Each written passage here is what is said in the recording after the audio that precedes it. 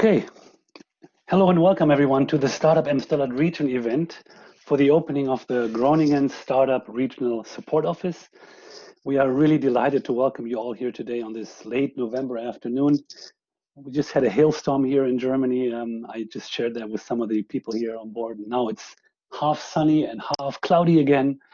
But that is the Groningen Startup Ems-Dollart Region team. It's a very long name, consisting of my teammates Patricia, Anja, Lisette, Uli, Verena, Max, and Danielle. My name is Diederich Bakker. I'm Professor of International Business at the Hanze International Business School here in Groningen. Well, not here in Groningen, but you know what I mean, right? I once initiated this project, and I'm really proud and happy to host this event today. A very warm welcome also to the other members of our Startup Ems-Dollart Region project team from 6 regions that are participating in this project, from Friesland and Drenthe in the Netherlands, and the Emsland, Ostfriesland, and the Oldenburger Land on the German side.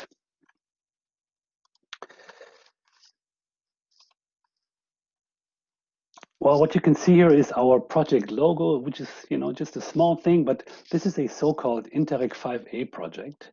And these projects generally have the purpose to enhance cross-border activities, in our case, between the Northern Netherlands and also Northwest Germany.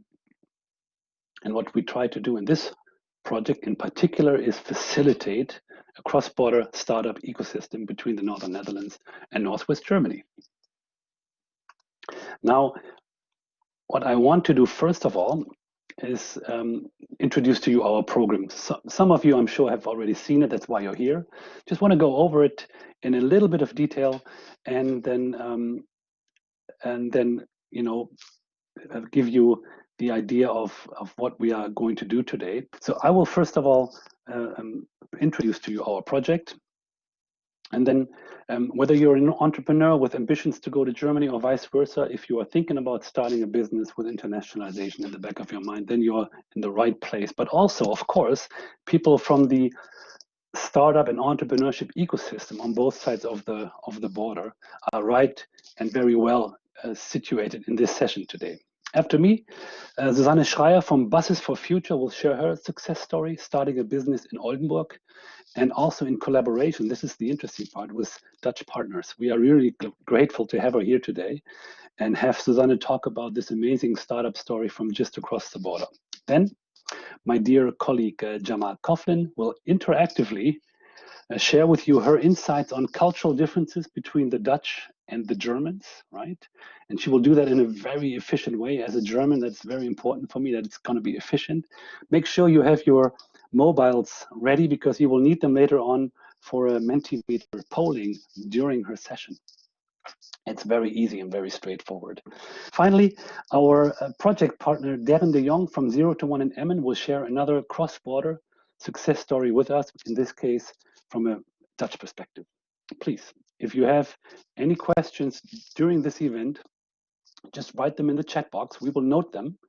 And at the end of our presentations today, we will hopefully have time enough to answer these questions, but also to engage, and this is very important, even in a digital environment today, to discuss with you your questions and discuss our topic, which is an entrepreneurship ecosystem on both sides of the border and how we can make this together a success.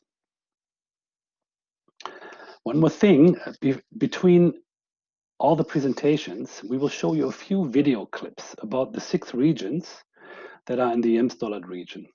These video clips will introduce to you a bit the region, the partner working for this project, but also hopefully will give you a better idea what the Ems-Dollart region is about as a whole, and get this a little bit closer to your mind. When I'm finished, just before Susanne Schreier will start her presentation, we will show you the first 2 clips from Groningen. You will see me again, but I hope you can bear with that. And then we will show you the clip from Oldenburg. And then later on, between Susanne's and Gemma's talk, there will be 2 more, and then 2 more presentations and video clips rather. Now, it's kind of a entrepreneurship story on its own.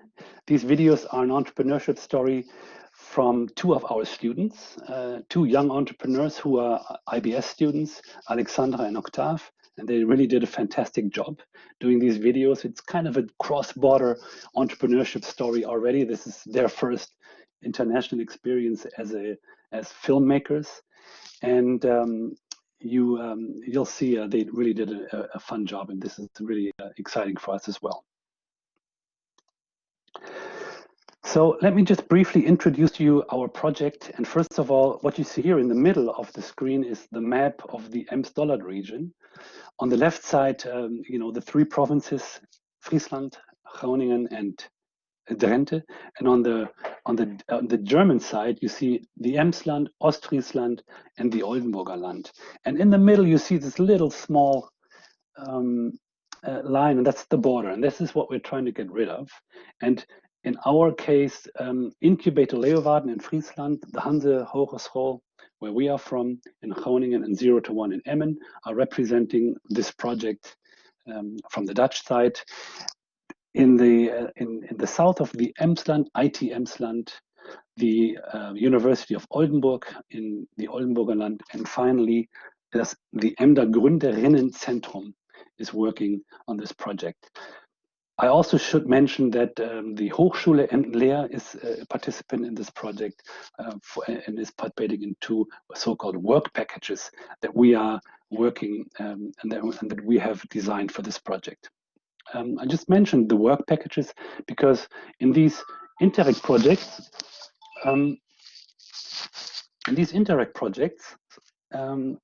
we tend to work in work packages, Arbeitspakete. And I will just show you, to give you an idea, we have 6 work packages that I would like to introduce to you. And in the beginning of our project, we did a mapping or an inventory of the existing entrepreneurship ecosystem. And I will show you the result of our mapping here in just a minute. It's actually quite comprehensive. Another work package is an entrepreneurship education program. Entrepreneurship startups start early, and we have a lot of young students in both regions that may choose to work in entrepreneurship and start their own company, for instance. And we try to foster this in a cross-border sense for this project. So this is what the second work package is about. Thirdly, we are building a digital platform that connects the regions digitally and also connects the existing digital offers that each region already has. We have a great platform, for instance, in Groningen, founded in Groningen. The Germans have several offers that are similar or that try to encompass entrepreneurship digitally. And these platforms we want to connect. We are living in a digitalized world, and it has to be part of our program, obviously with the aim to facilitate. And fourth, anybody who has started a company or who has been able to go through a process knows that mentoring can be a very important aspect in entrepreneurship and starting a company. So a fourth work package that we are developing is a mentoring program, but in a cross-border sense, and in particular, facilitating the peculiar aspects between German and Dutch way of doing business, and how we can foster this, you know, these different cultural aspects, different legal systems, different aspects in finding, you know, in work-related and labor market-related questions, but also finding finance, which is a very important aspect in entrepreneurship. So mentoring is important, but in this case, in an internationalization and in a cross-border context. Fifth work package, and I'm explaining you this in a little bit of detail, obviously, because these programs are the core of our project. The fifth one is a regional focus. We noticed in a small study that we did before that led to this project that each region has focal points in their strategies, you know, strategy, for instance. And what we notice is that some of these focus points overlap between the 2 regions. For instance, energy, agriculture, health are very important on both sides, and entrepreneurship and startups are being sectors on each side. So it makes sense to find synergies for entrepreneurship and startup business in these sectors. And then lastly, and which is also the main reason of today's event, is we, with all the partners that I showed you in the 6 regions earlier, we have installed with these partners, for instance, at the Hanze, this is the regional support office that we have right here. The Hanze has a regional support office, Friesland, Drenthe, and the 3 German regions. What that means is they are the linking pin between the regions. So if, for instance, I am in Drenthe and I hear about this project and I'm interested in starting a business and maybe exploring German markets, the regional office at our partner 0 to 1 in Emmen will be able to connect the questions that these maybe young entrepreneurs or new entrepreneurs have with Oldenburg, with Emden, with the Emsland, or in general. With us directly, as we in Groningen have the overall view on this entire project and region. So the regional support offices have the purpose to connect the regions, also within the Netherlands, but then also across the border and work as a synergy. And these offices are not staffed with many people. We just try to offer internships to students, but also to research students, Afstudieprojekten, and bachelor and master thesis students to work in these offices and also bring forward this domain of cross-border entrepreneurship. And lastly, I promised you the mapping. So this is a small slide that really summarizes our ecosystem in the EDR region as it is right now. And we worked it out in 5 categories: network, expertise, education, capital, and support. And you can see almost half of the ecosystem consists of network aspects, and networking and network events and helping each other in networks and establishing networks is a very, very important part of any entrepreneurship ecosystem. So the one you see right here is the one that is basically representing the ecosystem in the Ems-Dollart region. It's a work in progress. There's still additions being made, and I don't have the time to show you more on this, but we have an interactive map on our website, which is startup-dr.eu. And on this website, or I should say digital platform, you can find every one of these partners that we have on this list and connect with them directly. We have contact points, we have more information, and you can filter by country, you can filter by category. And if you're an entrepreneur looking for education programs in Germany, you can use our platform. If you're looking for finance from a German perspective in the Netherlands, you just go and filter capital support in the Netherlands. And this tool should really help you to be, to have a good starting point in your entrepreneurship endeavors cross-border. So I will now cross over to Mark, whom I would like to start the videos in just a second. And I will be back later and moderate the questions and the discussion after we have our presentation. So first of all, thank you for your presentations, for your attention. We will have Susanne in just a minute. And before that, we will show you the short videos from Groningen and also from Oldenburg. Thank you very much, and see you soon.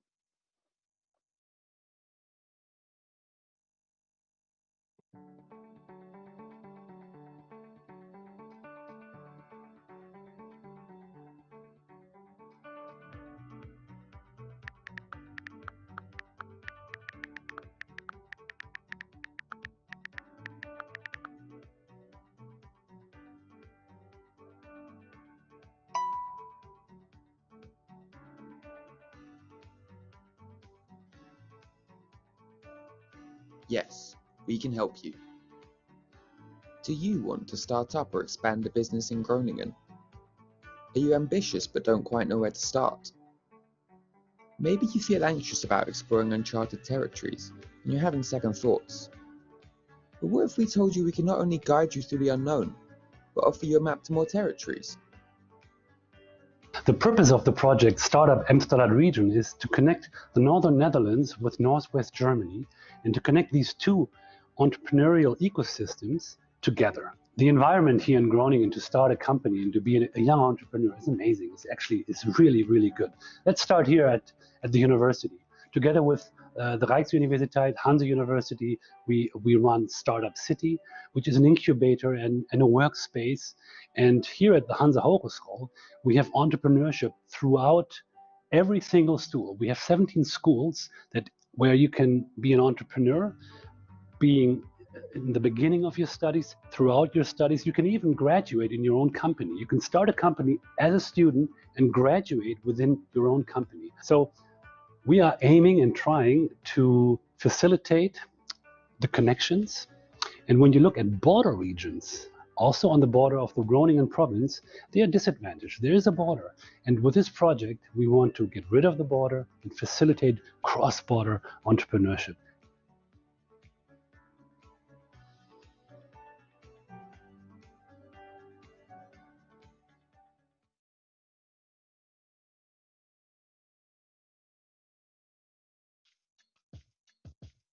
Hey, thank you. What are you gonna do now?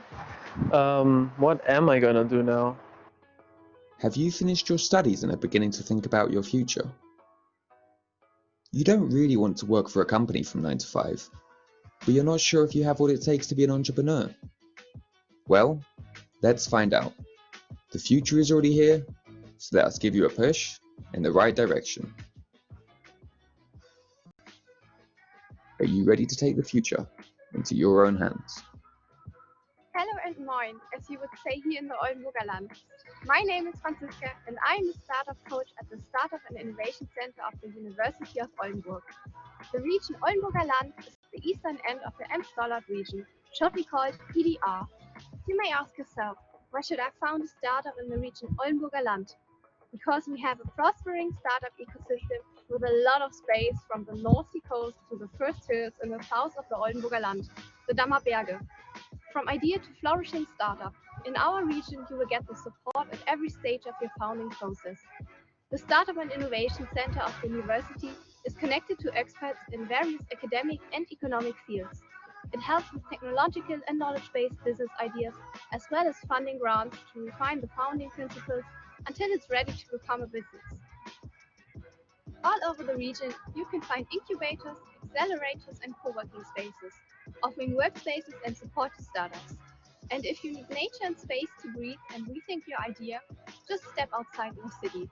What do you prefer, sea or hills? In the Oldenburger Land you can have both. We offer a lot of knowledge and a lot of space.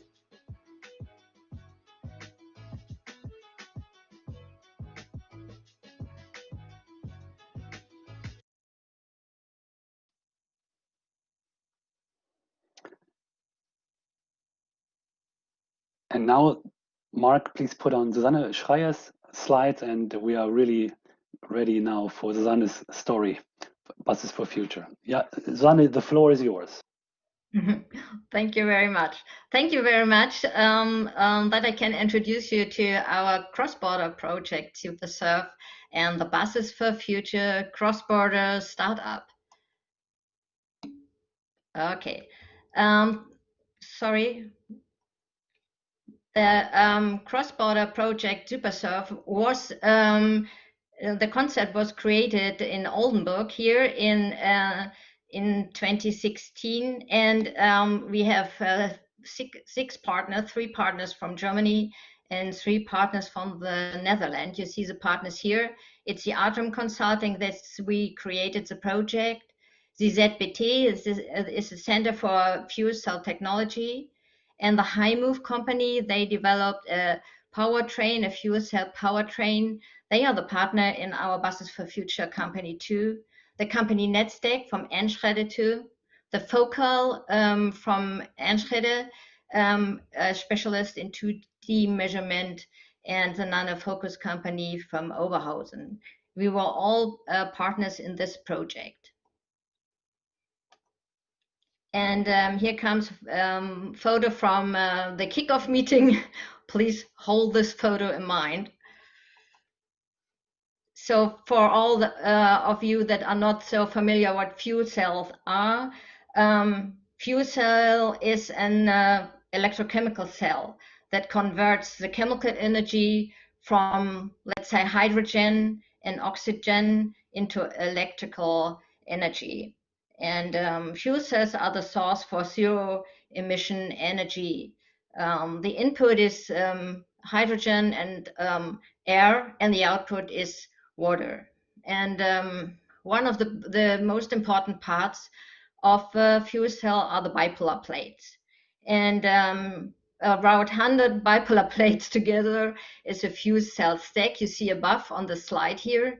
And on fuel cells, the surface is, let's say, 10 times bigger than the surface of a common diesel engine. And so surface quality control is much more important, because the output of electrical energy of a fuel cell is as good as the worst bipolar plate in it. So that was a goal of our project, was to build systems to detect failures on bipolar plates. This is a 3D measurement systems we developed during this project, and that's used by the automotive industry right now. Here you see on the right hand side only one example for a bipolar plate, and we measured warpage and flatness and roughness of the plates. And here you can see the last project meeting. I think the people are a little thinned out, but all companies were still there.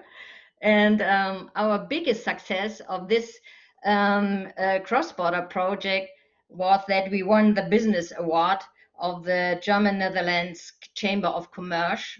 And we were very proud of it, because on my right-hand side, on your left-hand side, was a manager of swap feeds. So we were the first, and swap feed was the second. Can I have the next slides, please?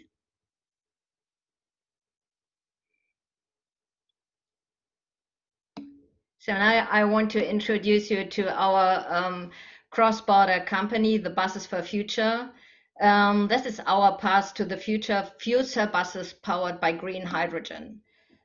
Fuel cell buses, as I talk you, hydrogen goes in and air, and the outcome is water, so it's really zero emission. And if we use green hydrogen produced from wind or solar energy, it's very zero emission energy.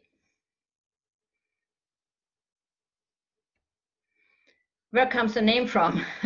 Okay, it's a little bit stolen by Fridays for Future. And as you can see, and we'll see now, we are too old to roam the streets to demonstrate. So we thought it's time to act. And we want to contribute with our competence and our motivation to get a better environment and a better climate.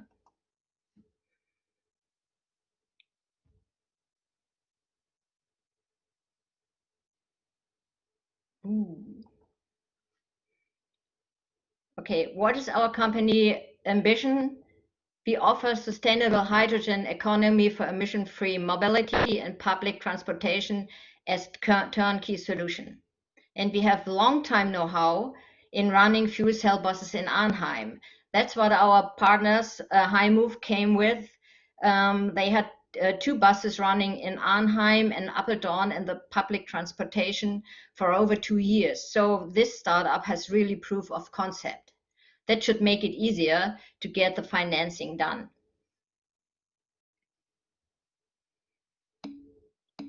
Okay, what are the unique selling proposition of and our competences? Our Netherlands partners developed this advanced fuel cell powertrain and have the proof of concept. But what are our contribution? First of all, the HiMove founders wanted to have a German company, because German is automotive country. So for them, it was very, very important to establish a company here in Germany. And what is our contribution? Yeah, we developed the concept of the Supersurf and the Emder project. Both are cross-border project. And we have a lot of financing know-how and network in Germany, including IPO. We also went public with one of our company we founded more than 20 years ago. And we both have long time, and I mean really long time, experience in high-tech startups.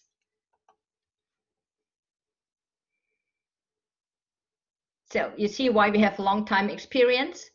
We are the founder of the Buses for Future company, and I call it the Methusalem company or the Silver company, because we are more than the middle-aged people that want to establish this company here in Germany. On the left-hand side, some pictures disappeared, I don't know why, is my husband and me. We are the German part of the company, and on the right-hand side, you can see the Dutch partners of the company.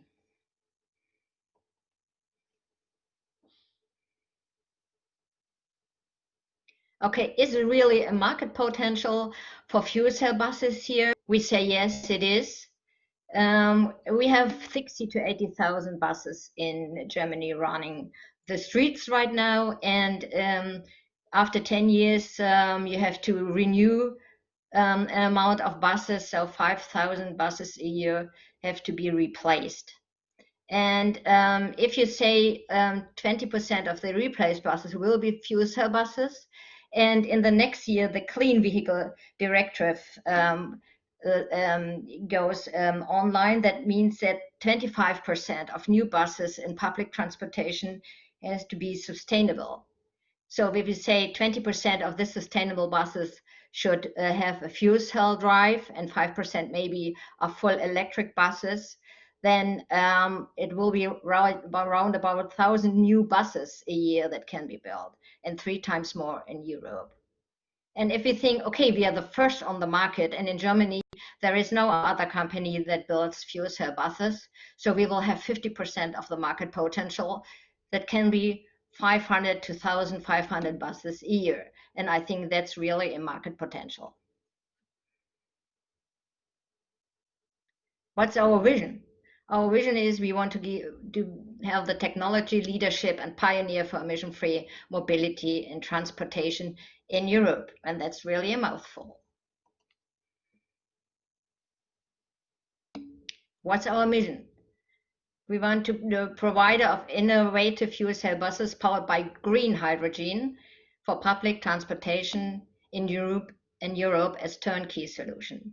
And turnkey solution means that we want to deliver the hydrogen too. And we measure our success by profit, growth, depth of sustained chain, customer satisfaction, repeating orders, and competitive total cost of ownership.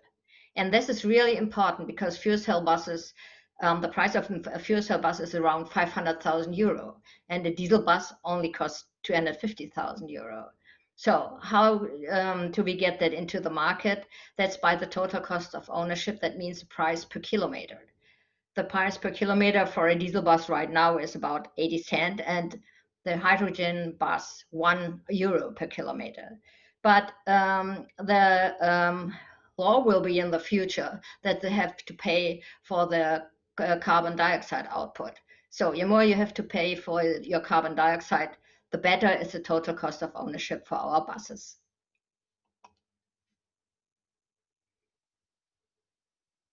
So thank you very much for your patience during my, thank you very much. Bye-bye. If you have any question, please afterward or send me an email. Thank you very much. And I will just jump right in. Thank you, Susanne. A really interesting presentation. Instead of retiring, you are in the middle of starting a company, and not just a company, a really high-tech company where I think the journey has just started, both for you, but also in the sense of this technology being, ready for market. I know that we will soon jump into the next presentation, but I want to ask you one question also in the light that we just talk about intercultural differences in a minute with our next presenter and person, Gemma Kaufman, my colleague. What could you learn in your collaboration with the Dutch? Maybe from a cultural point of view, what were there things that you really could take on board that made you better without the Dutch? Okay, yeah, there are a lot of differences, but one is if you're a German, you don't only have a goal, but you know exactly how to reach it. And our Netherlands partner changes to the left and right and have a look there if there are better chances to reach the goal. So we learned to be more flexible from then, and I think that's really important because we German are mostly very straight on with our ideas and don't even think that left and right might be good ideas too. Right. Yeah, that really rings a bell also from my daily business. We will expand on your experience later on during the discussion. Thank you very much, Susanne.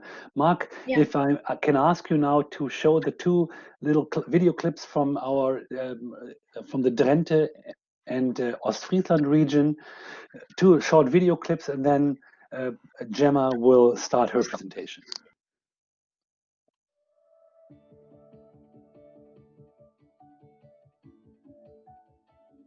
Many startups fail to grow because students don't have enough knowledge of the local market and the opportunities that exist. With the right support, however, new entrepreneurs can make their business grow faster into a success. Prepare for your professional success. Let's make the deal a successful one. So with the EDR first project, the EDR startup system, we Hanze University in Groningen and the University of Applied Science in Emden, we looked at how the ecosystem infrastructure is between Groningen and Oldenburg. Because as most of you know, there are also a lot of cities in between, but not that much in the part of entrepreneurship that's actually happening. So what we did is looked at the ecosystem and looked at the different stakeholders that they were actually in place and see why there was more motion going on in Groningen and Oldenburg and not so much in the middle and in between. We had a discussion at a little conference that we held here in Emden to see what we can do and what we learned as a result from these studies and what we can do to really facilitate also startups and the mindset of entrepreneurship, entrepreneurial mindset here in Emden. That led also to the application of the Exist 5 project to make Emden more of an entrepreneurial hub within the region. The working package that I look at right now is entrepreneurship education. So what are we actually having within the region that will facilitate entrepreneurial mindset from a very early point onwards? So we're not looking at established entrepreneurs or more or less older startups facilitating, but more on what we can learn and teach students to a certain degree to really have that open mindset and really want to strive to become entrepreneurs.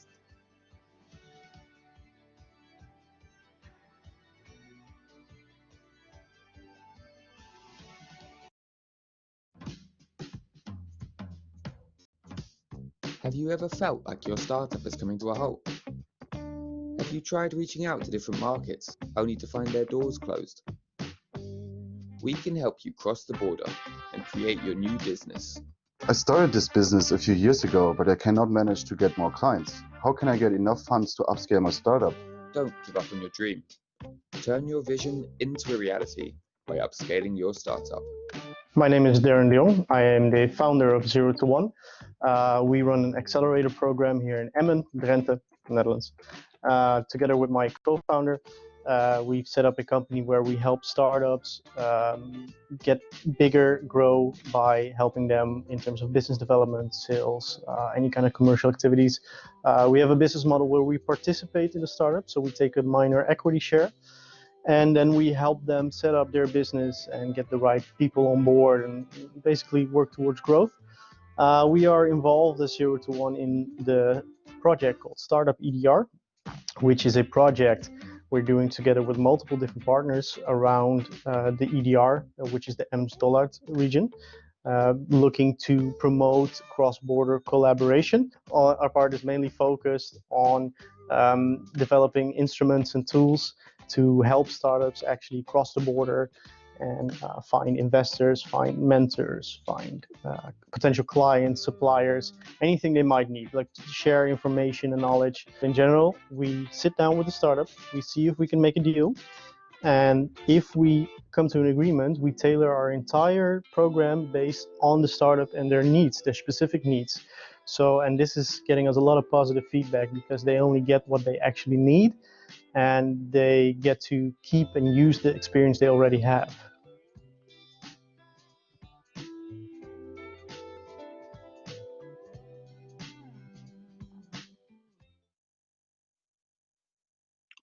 All right, great. It's really nice to see the pictures, you know, from Emden and also from Emmen, just to get a feeling for the region a little bit more. And the statements we got from both Darren and Annika were very interesting. Now it's time for Mark to put on Gemma's. I don't know if there are slides or how Gemma will be kicking off her session.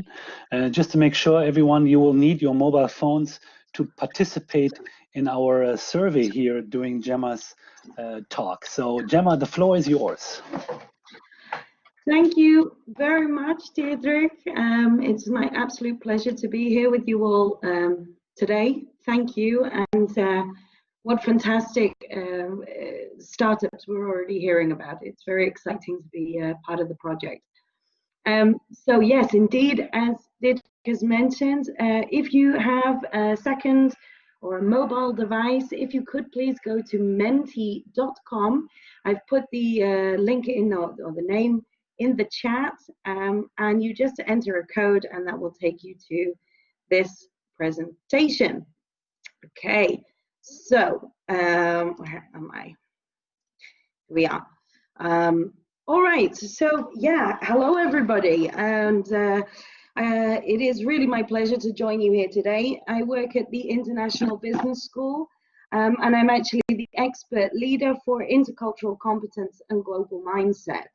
And so together with a team of experts, we offer cultural training for companies. We have a lot of external clients, and I think that's also why Deirdre and Uli had asked if I would join today. Of course, I enjoy very much working together with Deirdre and the team at Hanze, and we would be delighted to help any of you with any professional needs you have about intercultural competence development. You can absolutely speak with him to see what we can offer as part of this project. Okay, so of course, as we're looking at this collaborative effort from here and working across borders, I think it's inevitable we may experience some cultural difference. So of course, it's good for us to start by understanding what even are we talking about. So first things first, just check, we're all talking about the same thing here in terms of culture. Culture here is not the ballet and the opera, unfortunately, but culture here, I mean the characteristics, the knowledge of a particular group of people. It encompasses language, religion, cuisine, social habit, music, arts, etc., etc. Culture is the beliefs, the behaviors, the objects, and the other characteristics shared by groups of people. Culture could be based on a shared ethnicity, a gender, customs, values, or even objects. The startup industry itself is a form of culture. There is, of course, some increasing awareness of cultural difference. There are differences between people coming from different cultures. And often when we talk about cultural difference, we automatically think of national culture, geographic borders. National cultures are often spoken about here also because national culture can have one of the biggest impacts on our behavior and our mental programming. Okay, but what is interesting is I think most people already have in their mind some ideas of some differences that we have between different countries and the behaviors that we may expect. And certainly I could say, and I'm sure many of you here today have the absolute pleasure, the joy of working in international environments. It's so much fun, it's very interesting, but especially when you are a teacher and you are working with students and they're under high pressure and they're in groups. Well, often we start hearing some of the stereotypical thinking that comes out, some of the judgments about group cultural backgrounds. Now, let me just give you a few examples of very typical things that we hear from a student. Oh, I have a Spanish person in my group. Well, they're always going to be late. Okay. I have a British person in my group. They're always going to be drunk. Hey, I've got a Chinese person in my group. We'll get them to do the statistics. Now, these are very, very typical stereotypical statements that we hear all the time. Now, these are just some of the examples. And of course, we tend to have very negative connotation with the word stereotype because it can really put people into boxes. It can make negative judgments about people which are completely inaccurate, and it minimizes the experience of an individual to that of an entire group. It makes us blind to the individuals that we have in front of us. However, what maybe some of you don't know is that actually we have a fundamental psychological need to. It is actually how we understand everything around us. It's how we begin to understand the confusing world in which we live. So, for example, when you were a baby, when you were young, you probably wanted to, maybe you like to draw or to make things. And perhaps you would ask someone to give you a pen. And when you were young, a pen to you meant pretty much anything that would make a mark on the paper or your wall or wherever you were. So it could have been a pen or a pencil or chalk or perhaps some lipstick or some paint. To you, a pen was really anything that made a mark. And as you have grown up, as you have gone through life and had more and more experiences with pens, you have now come to understand many nuances and differences between pens. You could probably look at one now and know the make of it and know exactly what conditions it would be best for. Now, this is giving you an example of how we start with stereotyping.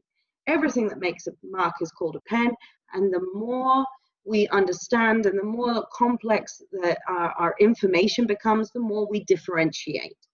Okay, so of course, trying to do this, as Deirdre put, very efficiently, I will jump to the point that I'm trying to make, which is that all of us are coming from different backgrounds here today, and all of us, to an extent, have some stereotypical thinking about the people that are in this group, the people that we're working with, things that we might expect, whether you are Dutch, German, or from another cultural background. You may well have some expectations about the people that you're going to be working with or have already started working with. And what can be very healthy is for us to already start acknowledging these. Okay, let's just be honest with each other. What are some of the stereotypes that we have? Now, try not to be too mean to each other, but I encourage you to be honest, okay? So, coming up on your screens now, it's going to be asking you, and you can fill in, what are German people like? Now, feel free, as I say, to offer some answers, and as you are commenting, Your responses will be coming up on the screen. I see you're all, oh, there we are, concise, time effective, strict. Fantastic. Complicated, we have detailed, efficient, target orientated. These are great, great observations. Fantastic. Reliable, bureaucratic, target oriented, punctual, world champion footballers. We just have beer written, a very, very important thing for us to acknowledge here. Excellent. Of course, this being a word cloud, the words which are larger are the ones that more of you have mentioned. So we can see, again, some of the most common beliefs and stereotypes. Gemma, sorry, we don't see the words coming by. Oh. Just that you know, we only see the first slide. Okay, thanks for letting me know. Yeah. Is it showing you now? No, not yet. Oh, goodness me, I'm so sorry. Never had that problem before. Okay, well, right now, I'm so sorry, everyone. It should really be showing up in front of you. Basically, most of you think that German people are punctual, detailed, and efficient, and accurate, and smart, okay? And some people are saying also strict, fun, lovely, nice people, stiff. Now, as I'm sure you can hear, there will be some accuracies in here and some inaccuracies in here. You see it now, Gemma, just that you know. Yeah. Great. Yeah. I'm so pleased. Thank you very much for letting me know. So whether you are German or non-German, take a look at some of the things that have been written and see, you know, some of them I imagine you could accept. Some are just not going to be identifiable with yourself at all. Some of you will have experienced this, some of you not. Now, I particularly like the reference to football here. Excellent. Now, let's do the same for Dutch people. Okay, so next question is, what are Dutch people like? And already some of you are commenting on this: relaxed, friendly, cheesy. That's a good one. Feel free to keep commenting.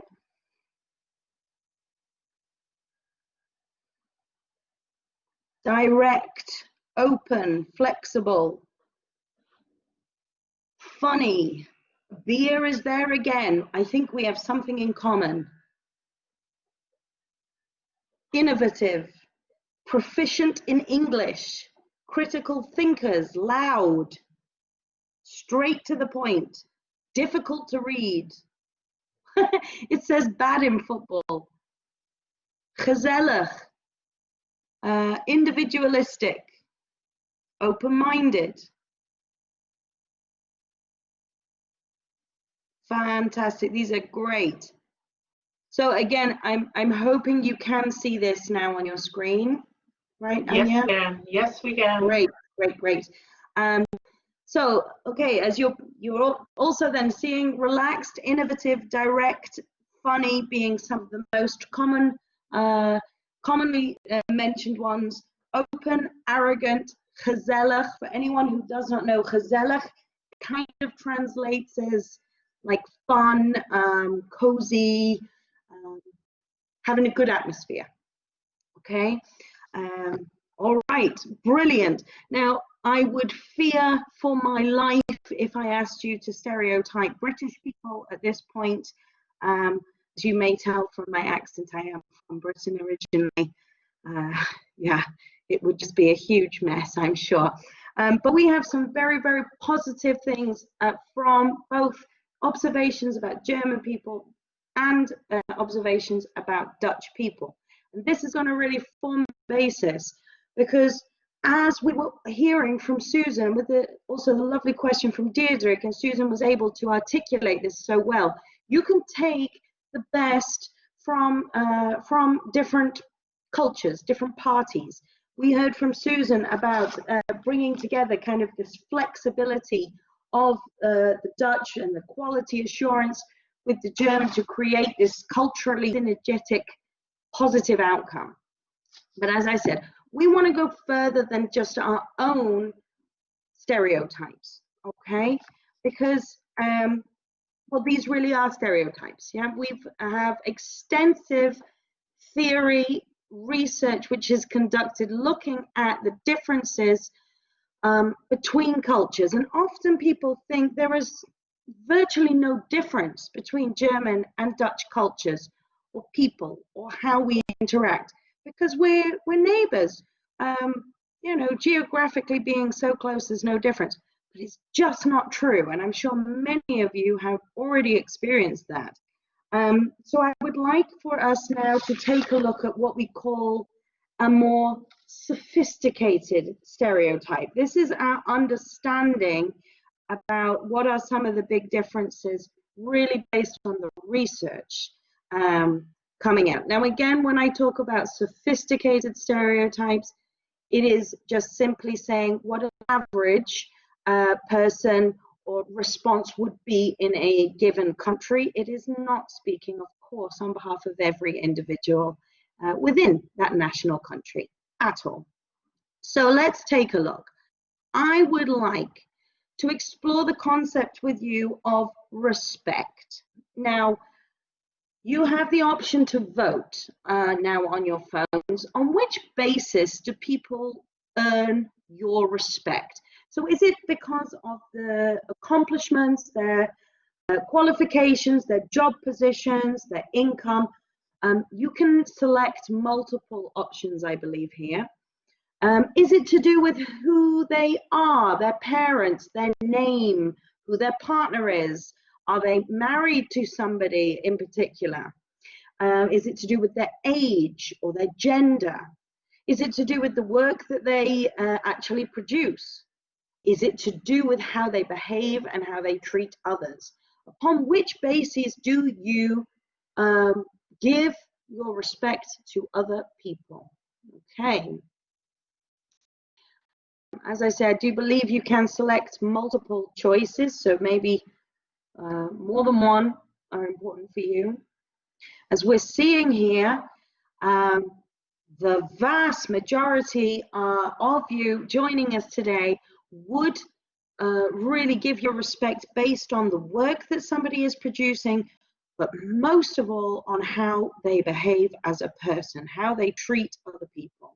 Now, what is fascinating here is we actually have this concept is called, in the academic theory, it is looking at ascription versus achievement, and I'll show you that on the next slide.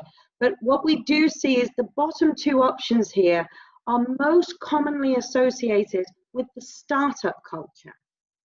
And often the items on the left column are more associated with Germany, and the items on the right-hand side here would be more associated with the Netherlands.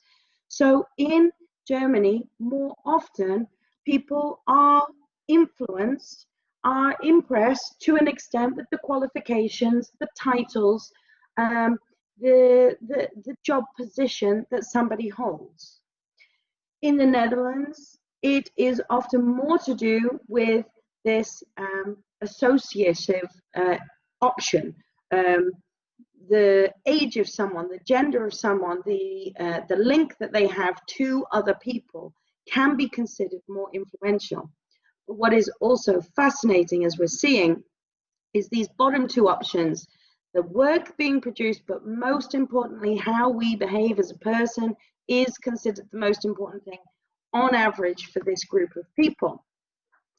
As I said, this is what we call ascription versus achievement. Now, this is a common misconception, and again, I'm speaking in stereotypes here, that the Dutch are more ascriptive and the Germans are more achievement-oriented. but basically it would often be, if you were introducing yourselves for the first time and trying to make that good impression, it would be more important often for a German person to want to put forward, these are my qualifications, and this is why I am, you know, going to be a great partner in on this project. I can prove to you that I am good at what I am doing. Whereas for a typical Dutch person, you don't use titles. You often do not see that as being important at all, because you are considered, it is much more to do with the interaction that happens rather than the official qualification. Now, I must say, when I first moved to the Netherlands, I found this very confusing and confronting. I went to work at a university and was expected to call my dean by his first name. Now, the words could barely come out of my mouth. But that is absolutely what is important in Dutch culture. If you really focus on titles and qualifications, then it can come across as being quite arrogant and quite pompous. But vice versa, if you're an achievement-oriented person waiting for someone to prove to you, you know, what are my qualifications, why am I good at this, and you're hearing nothing, the impression this person is giving you is, I have no qualifications. I'm not really very good at this at all, because if I did, surely I would have told you about it already. So it's very, very easy for us to misinterpret and then automatically judge incorrectly the person in front of us. Okay, moving quickly on, let's look at something to do with decision making. A common difference that we have between Germany and the Netherlands. When you are making a decision in the workplace, do you think that everyone's opinion should be considered, a small group of experts, or one person in charge should decide? Please take a vote now.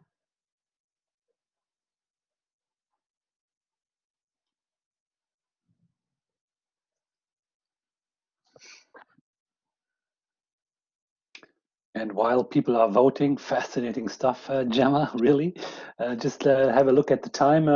You know, I'm not sure exactly how much longer you have, but we're running a little bit late. So looking forward to your conclusions very soon. No problem at all. Okay, so we're seeing here a vast majority would prefer a small group of experts to decide. To be quite swift then, it is very common in the Netherlands that a large group of people will be consulted before making a decision. And in Germany, it will be more common that a smaller or one person with authority would make decisions. This is often to do with how we treat people, how inclusive we are, whether we are more focused on getting the job done or how we are going to get the job done. Another major difference is uncertainty avoidance. It really comes down to the different ways that we approach how do we want to handle risk, which is a big thing when it comes to startups. How do we want to explore what are the details surrounding a particular project or opportunity, and how are we going to communicate that with each other? I'm sure you're all now very, very aware of some of the simplest differences that we may experience. I'm sure everybody here is highly motivated, competent, professional, and wants to work together. And if at any point you're experiencing any form of cultural breakdown, misunderstanding, or even better, you want to optimize what you have to work better collectively, please let us know. And again, we'd be happy to offer you some professional training in this area. Thanks very much, Deirdre.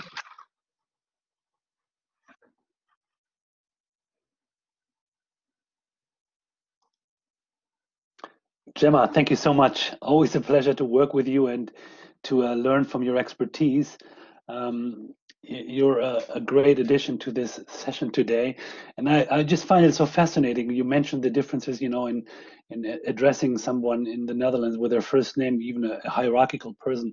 When I set up this presentation together with Susanne Schreier from Germany, we phoned on the phone, and I naturally spoke to her by her last name, sehr geehrte Frau Schreier, etc., etc. And then we changed to this environment with my Dutch colleagues.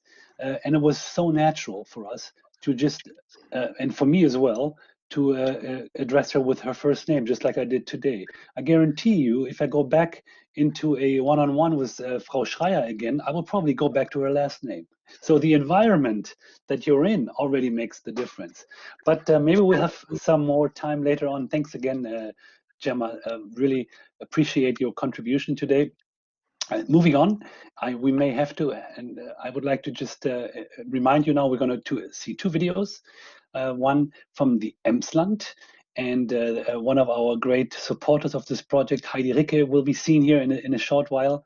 And then we will also see our video clip from Leeuwarden, and then Darren de Jong from Emmen will start his presentation. So Mark, please turn on the videos, and starting with the Emsland.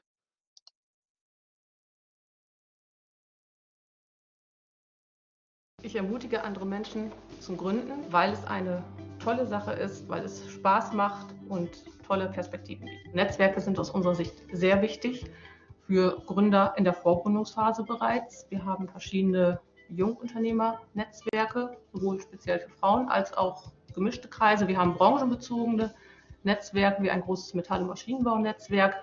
Wir haben aber auch den Wirtschaftsverband Emsland beispielsweise, also sehr unterschiedliche Möglichkeiten, sich in unterschiedlichen Zusammenhängen zu vernetzen, den Kontakt zu suchen, sich bekannt zu machen und dann natürlich auch geschäftliche Beziehungen zu entwickeln. Und also wir verstehen uns hauptsächlich als Lotse, das heißt, dass wir durch Behördenstrukturen lotsen, dass wir weitervermitteln, dass wir in unserem Verbund mit der Excel-Initiative auch gerne an Partner verweisen, die natürlich spezialisiert sind in einigen Bereichen wie Steuerberater, wie Rechtsanwälte etc. Aber auch diesen ganzen Schritt hin zur Gründung einfach begleiten und unterstützen und auch so ein wenig der Kümmerer sind für die Existenzgründer.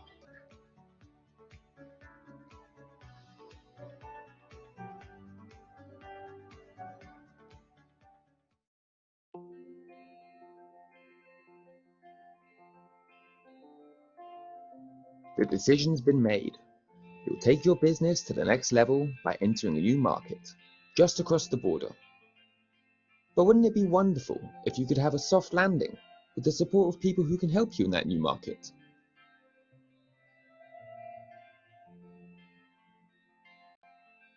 Good morning, this is Lennart Drogendijk. I'm the director of Inqubator Leeuwarden. Leeuwarden is a city in the northern part of the Netherlands, in the province of Friesland. And we are here in the Kanselarij. This is our building where we host startup companies from Leeuwarden, Friesland, but also from other parts of the world. Inqubator Leeuwarden, I founded about 10 years ago. And in that time, we were located in another building. But 5 years ago, we came to the center of Leeuwarden, and we have been assisting about 100 to 200 startups in the recent 5 years.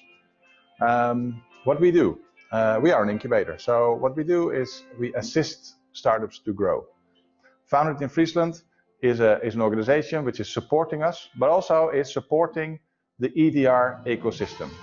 With EDR ecosystem, we have found relations in both Groningen and Friesland, but also across the border in Germany. Sometimes we see startups who really want to go international. And how easy would it be to just go just over the border, 130, 140 kilometers away from here, and start in Germany? We have found great partners in Germany who can assist our startups to start up in the German market. And we, on our side, can assist the startups from Germany to come to Leeuwarden.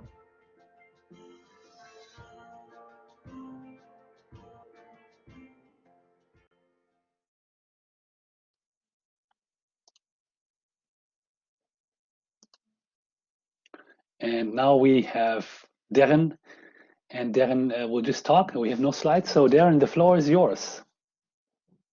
Thank you very much. It's good to see so many people here. I know everybody's a little bit tired from all the digital meetings, probably due to the coronavirus. There's a ton of startups that came out in March with all kinds of remote work technology. And now there are a ton of startups coming out with solutions for remote working fatigue. So you can see how resilient the startup community is. You saw me in one of the videos. I had a haircut, so face looks a little different now. My name is Darren. I'm the founder of 0 to 1. I have no slides. I'm just going to talk to you a little bit and keep it short because we're running out of time, which I like, so then I don't have to talk for very long about a few startup success stories. So quickly a recap about what we do. We help startups in the broadest sense of the word. So sales, business development, raising funds, getting you a pilot, launching customers, whatever you need, we'll help you with it.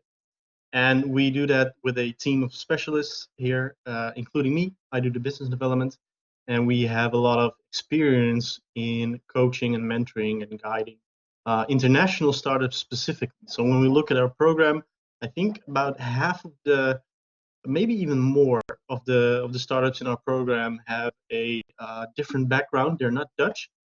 So they're from Vietnam, they're from Germany, they're from the United States of America, they're from China, they're from Ghana, everywhere. And this kind of cross-border relationship we built up and as working together with international entrepreneurs created a lot of frictions, a lot of difficulties and obstacles, but also created a lot of opportunities and there were way more positives than negatives at the end. So the difference is, just like Gemma said, it's brilliant that she talked about it, is the cultural differences are big. And if you think there are cultural differences between the Netherlands and Germany, well, then compare them to Vietnam or Ghana or whatever. So people come over here, they want to set up a business, we'll help them with it. And the first thing, I'm really glad Gemma talked about it. The first thing almost all of them really find annoying is that the Dutch people have to consult so many people. So that means that if they want to sell their product or service to a Dutch company or government organization, it'll take them so long from their perspective to get a decision, because they'll talk to this person first and that person, but it's all pretty normal. So I want to tell you a little bit about one cross-border startup success story. And I've been thinking about which one to talk about, and I think I found the right one. There is a startup in our program, and he is originally from Vietnam. So the cultural gap is pretty big. And he approached us and asked us to help him. And what he does is he made a kind of thought of a technique to repair smartphone screens and tablet screens in a more circular way, wasting less resources and doing it cheaper as well. So I'm not a technical guy. So what he told me is this: if you have your smartphone, the glass here, mine is actually broken as well, but I didn't have it repaired yet.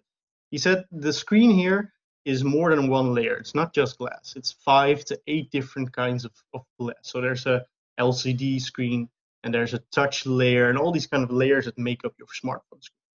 So what he does, he cools it down to about minus 190 degrees Celsius using liquid nitrogen. And then he's able to somehow take out only the layers that are broken, replace those, and you have a fully functional screen again. So what happened? He came over here to set this up. A lot of difficulties, of course, with the cultural barriers and the language barriers, but none of them were impossible to overcome, especially not with support from other people here. So he tried to set this up, and he went to phone shops and basically said, you know, those broken screens you get from customers, let me buy them from you. And the thing is, here in the Netherlands, these shops normally have to pay to get them removed because it's waste. You know, they have to pay a small kind of like a tax to have this disposed of. So he said, you know what I'll do? I'll take them from you, and you won't even have to pay the disposal fee, but I'll pay you for it. So he started buying up all these things, and then he replaced them using his own technique, and then sold them back to the same shops. And it's a pretty, well, there's some technique behind it, but it's a pretty simple idea with a huge impact. So he started doing this more and more. And right now, I believe he has about 1,500 shops in the Netherlands, Germany, Belgium, France, Denmark, that he is like the preferred supplier to. And so he takes in all these orders, and he repairs them, and then either sells them back to the same shop or sells them in bulk to wherever country they need more smartphone screens. So they go to China, they go to the United States, they go to anywhere in the world, or they just go here to the Netherlands or Germany. And he is a complete foreigner. He can kind of understand Dutch. He says he doesn't, but he does right now. So that's good in negotiation. He speaks English, different culture, and I think he's on track to do a multiple of tens of millions next year in revenue. And he's currently expanding all across Europe. So that's a real success story in a way that he's actually making an impact.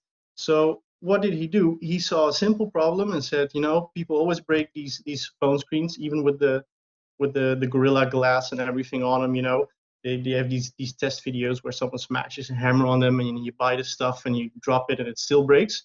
And the screens are getting more and more expensive. So I'm not sure, but I think there's now an iPhone 12 coming up, or it's already out. I don't know. I'm not an iPhone person, but I think for the iPhone 11 Pro, if you wanted to repair the screen, it was already about, here in the Netherlands, about 260 or 280 euros to have your screen repaired. So obviously there was a huge market for someone who could do it in a cheaper way, and then also do it in a more sustainable way, because it can make the resources last for about 3 or 4 times longer. And that whole process of setting up things, hiring personnel, that's the kind of stuff with the first few customers until like real scaling up, that's the stuff we help with. So I'm seeing a lot of discussions going on about, should we do it in English, should we do it in German? I can try in German, but I don't think you'll be very happy if I do so. But yeah, so that's one of the success stories, and he's growing really fast right now. And it's almost like we're in Europe, but it's almost like an American dream kind of story, where he's an immigrant and then gets some help from the local people, work hard. But I think it's attainable for everyone, as long as you find a problem that is worth solving and it's worth paying for. And I think, yeah, let's be lazy and talk in English, yeah, we will.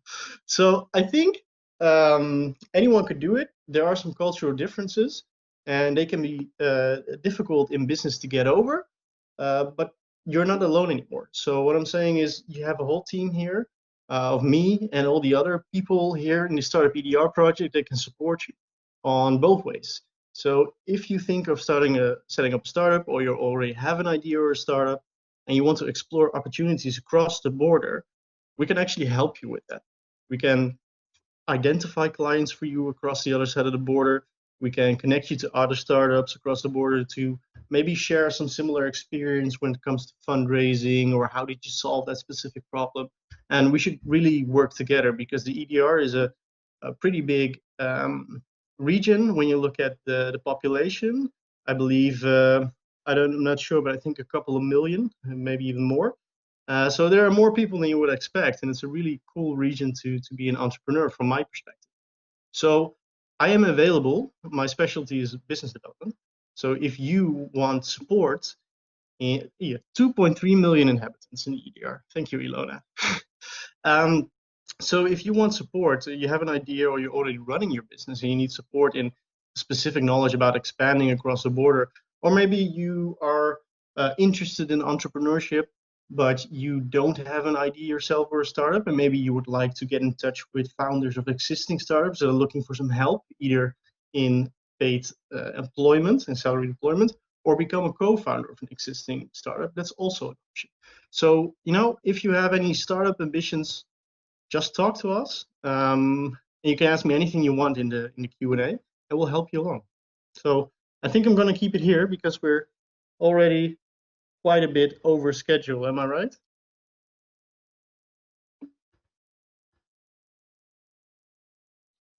Peter? We are perfectly on time. Dan, you are scheduled until 5:15. It's 5:15. And thank you very much. And it's really fascinating to observe the chatting and the presentations, and also your very interesting case of a very simple problem that we all face. Hopefully not so many of us all the time, but with our smartphone screens. But that's the essence of a startup, right? To see an opportunity and then to seize it, and then to take on an existing problem and make it feasible and worth a good business idea. So yeah, obviously 2.3 million inhabitants, what a big market. When you see that from an Emmen perspective, where you are from Darren, in Emmen and Drenthe, looking at a market that is really in reach within an hour or two max driving, that really makes it very feasible and understandable how big this market actually is compared to our small regions as seen on their own. Now, I am not sure how we are doing in terms of questions, because we have all the speakers still present. Susanne Schreier, Darren, Gemma are still here, myself, and the rest of the team. So if anybody has an imminent question right now to Darren or to the other people, just address them and let us know what you would like to hear and what you to ask. And even Darren, I know that you have a question for Susanne Schreier. Maybe we can start with that. Oh yes, I also had a question, and then I thought like, oh, maybe I need to answer some questions as well. Oh yeah, my question to you, Susanne. Sorry, I just learned I need to call you Frau Schreier. Are you involved with the hydrogen bus fleet that's being installed in the northern part of the Netherlands right now as well, or that they want to deploy? No, the bus fleet in the Netherlands is quite different from bus fleets in Germany. In Germany, the public transportation company of a city orders their buses separately. But in the Netherlands, you have to order a bulk of buses, let's say 200 or 500 buses at once. And we are not able to deliver right now. We are founded last year, so we are not able to deliver 500 buses right now. But after a certain time, we will go into the market in the Netherlands. That's one of the reason why we founded the company in Germany. All right, thank you. But I think, Susanne, the example that you give and the difference in bus procurement in the Netherlands compared to Germany is, already, just an example of understanding the differences. It's so similar, so different from a cultural point of view, but in this case, on how buses are purchased by municipalities, by cities, maybe by regional governments. I don't know, but in the hydrogen. And this is what an ecosystem is about. In the hydrogen business, for instance, on the German side, you could and would act as one of our go-to persons now, because you are part of the ecosystem, right? And this is also one of the purposes of this event, to create awareness. Not many people on the streets, walking the streets of Leeuwarden are right now thinking about hydrogen buses. But in case for this event, obviously, we hope to increase interest in this cross-border traffic and business for entrepreneurship. And if it happens to be so, then also in the hydrogen area. So, so thank you very much. Any other questions from the audience at this stage?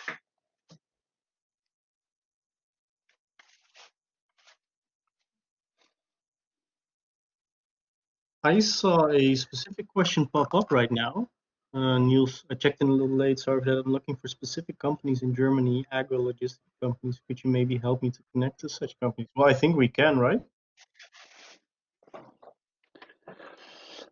Yes. Well, first of all, I can inform you, Niels, a little bit about how we are structured as a team. We have 6 regions, and on the German side, you have Oldenburg, Ostfriesland, and the Emsland.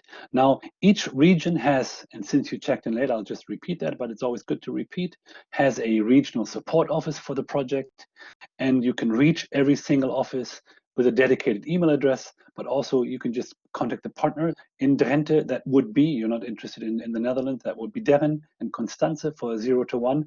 But you can check out the contacts in the Emsland, in this case, it.emsland. So Michael Schneider just answered in the Emsland support office. We have the same in Emden and the same in Oldenburg, and they are the right people to direct. They might not have the right answer for you, Niels, but they will be able to help you and find within their networks and ask around in their networks to get you started.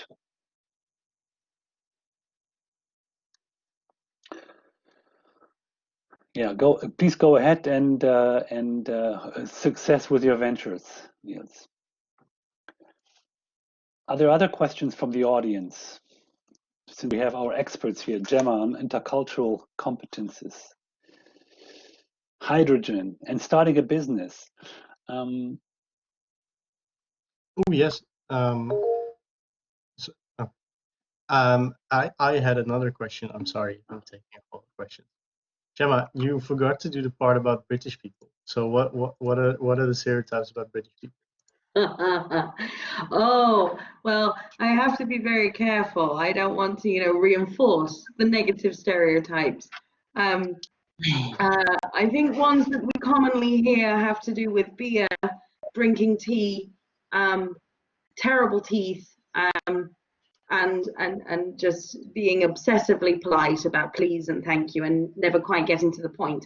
And I'm sure since Brexit, far worse stereotypes have been generated.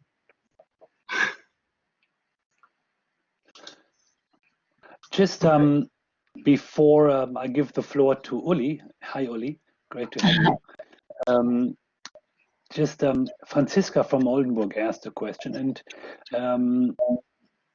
about overcoming different tax systems and regulations in Germany as opposed to the Netherlands. Now, obviously, these are expert questions that maybe some of us could answer. Maybe Ilona has ideas, Heidi Ricke has ideas, because they work, directly also with founding companies. On the one and on the other hand, we in our mentoring program that Darren is responsible and Constance is responsible for, we have legal and tax experts at hand. So it's a very broad question that you raised, Franziska, and indeed, but if it is a concrete question, we will guide you in the right direction from a German perspective with Dutch experts and vice versa. In this case, the taxes and the legal system. Leonard could talk for hours about this because he helps companies to do that in Friesland all the time in the Dutch perspective. Uli. Yeah, I have a question for Susanne.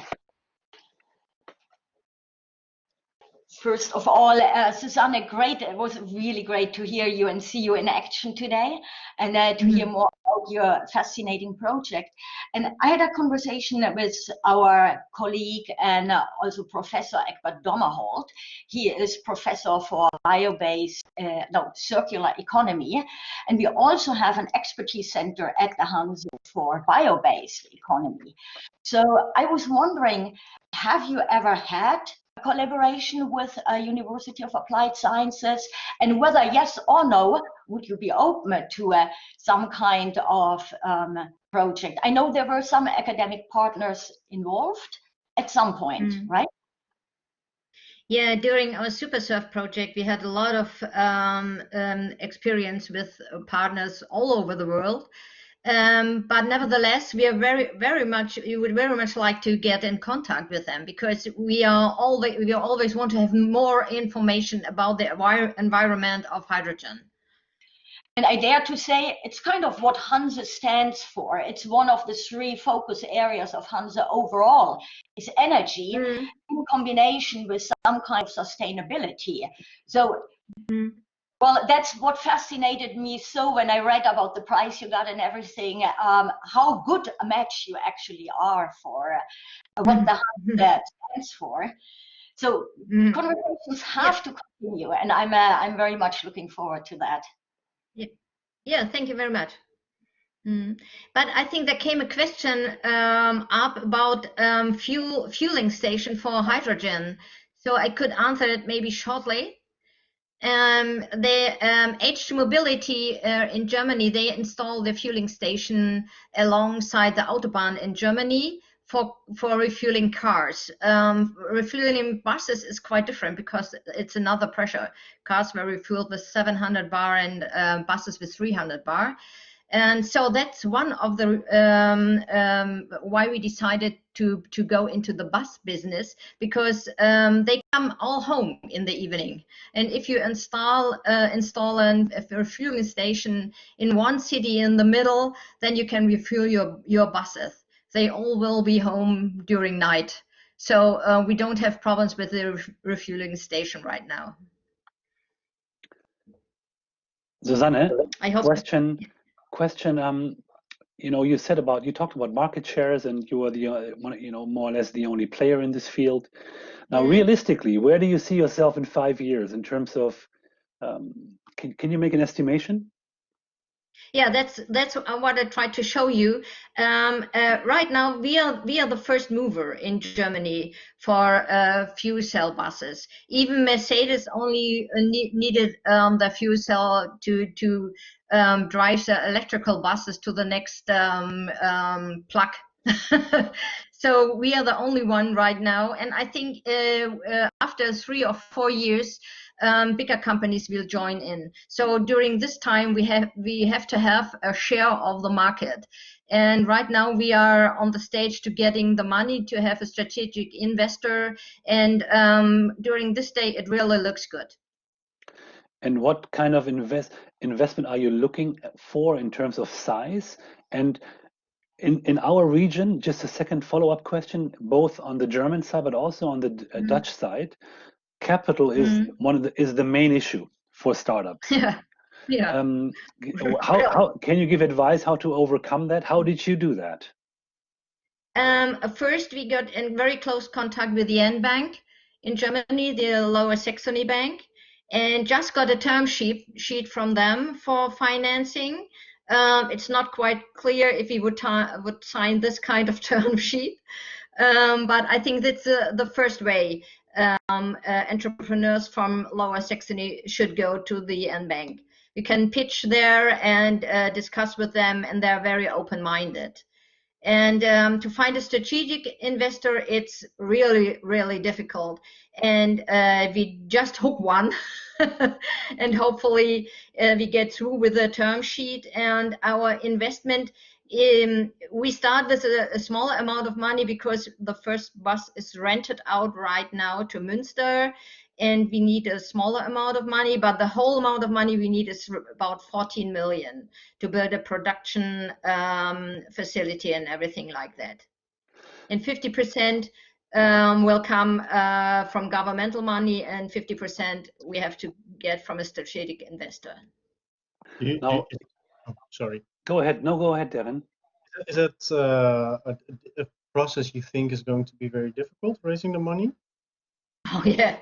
Really, we are there over a year try to raising the money, and as you know, hydrogen is really very famous right now. We have the hydrogen countries, northern Germany and things like that, but nevertheless, it's really difficult to get the money, to get a strategic investor, because we are a startup. If we had sales proposals and things like that, I think it would be very easy, but yeah, that's with the hen and the egg. Okay, well, if you want to, I would be willing to talk a bit more about the specific venture capital funds we talk to that invest in this kind of high-tech technology. Yeah. All right. If I am a Dutch entrepreneur looking for investment or looking for financing from on the German side, I've talked to entrepreneurs from the German side going to the Netherlands, because it is in some way easier to do that in the Netherlands. Is the N-Bank that you mentioned, is it eligible only for German citizens, or can anybody apply for funding? Do you know by any chance? In Germany, you can only apply for funding if a German company. That's what I know. And it's not easier to get the funding in the Netherlands, because we have experiences there at all, because I think it's more difficult. It sounds really good in the first step, but then, the second step is the most worst part. Okay, all right. Well, let's start with ideas first and companies, and then when the big money is really needed, in your case, for instance, and that's the second step. Maybe we are starting to wrap up our session today. We're just about on time. Are there any imminent questions? Otherwise, I'll just wait for any imminent questions. Please come out and raise your questions. Now is the time. You can always contact everyone You have all the names, and it's very easy to get in touch nowadays. You can reach us through our regional support offices, and everybody is also available on LinkedIn. We have a LinkedIn page, but our startup, edr.eu, thank you, Mark, so handy. Here are all the ways you can get in touch with the project, and via the project also with today's people that spoke, obviously. If you have any more questions, we are very pleased to help you and to get rid of the border in the north of the Netherlands and northwest Germany and help young entrepreneurs flourish on either side of the border. So I'd like to thank everyone for their attention. Special thanks to Uli and Mark, who were very operationally involved, not forgetting anybody else, but they were really in the midst of things. Thank you so much, guys. And I would like to thank everyone participating today. It's been a great pleasure to host this event and to be part of this today, and looking forward to making more progress. So watch this space, and we will have another event very soon when we hand over the helm to one of the regions that is also participating in this project. In any way, thank you very much. See you all very soon, and stay healthy. Goodbye.